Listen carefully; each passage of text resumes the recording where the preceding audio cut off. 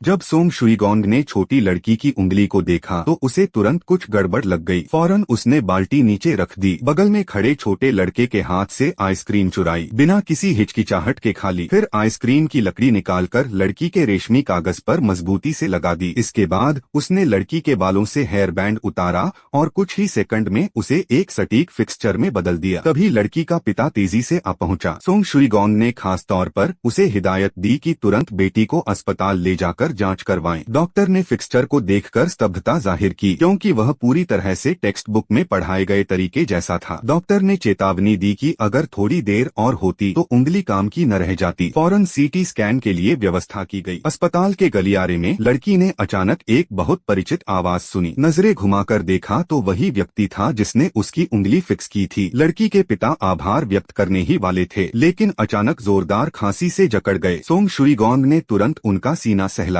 लेकिन पिता ने हाथ धकेल दिया। कुछ ही समय में उनकी सांसें कठिन हो गईं और चेहरा पीला पड़ गया। अस्पताल में इतने मरीज थे कि कोई डॉक्टर या नर्स उनकी ओर ध्यान नहीं दे रहा था। लड़की डर से चिल्लाकर मदद मांगने लगी, लेकिन कोई उत्तर नहीं मिला। सोंग शुईगोंग ने पूरी शांति से सब कुछ अवलोकन किया। एक महिला डॉक्टर लड़की की पुकार सुनकर पास गई, लेकिन एक अन्य मरीज ने उसे रोक लिया। वह मजबूरी में पिता की स्थिति जांचने चली गई। सोंग शुईगोंग को सब कुछ संदिग्ध लगा और वह भी उनके पीछे चल पड़े। जैसे ही वे लिफ्ट में पहुंचे, पिता अचानक बेहोश होकर गिर पड़े। सोंग शुईगोंग ने तुरंत लिफ्ट में घुसकर मदद करना चाहा, लेकिन डॉक्टर ने उसे रोक दिया। स्थिति बेहद गंभीर थी। डॉक्टर ने मरीज को सपाट करके तत्काल उपकरण लेने भागे। दिल रुकते हुए दिखाई दिया। सोंग शुईगोंग ने डॉक्टरों से कहा कि बहुत देर हो चुकी है। मरीज की धड़कन थम चुकी थी, लेकिन डॉक्टरों ने उनकी बात नहीं मानी और पुनः प्रयास शुरू किया। सोंग शुईगोंग ने उपकरण